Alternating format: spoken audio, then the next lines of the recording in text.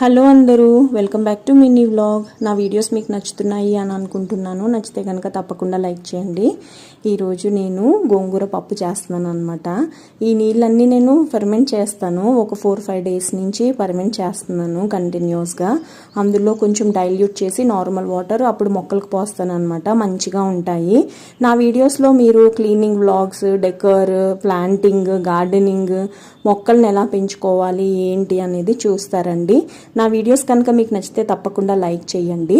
మొక్కల్ని కూడా అలా తుడుస్తారా అని అనుకోకండి. అదొక రకమైన పిచ్ అనమాట. మొక్కలకి దుమ్ము పడుతుంది కదా, అందుకని చెప్పి మొన్నే క్లీన్ చేశాను ఆదివారం నాడు. అందుకని చెప్పి కొంచెం డస్టీగా అనిపిస్తే దుమ్ము పడితే తుడుస్తున్నాను అనమాట. అరికప మొక్క అది తులసమ్మ దగ్గర ఇదిగో ఇలాగ పద్మం వేస్తున్నాను.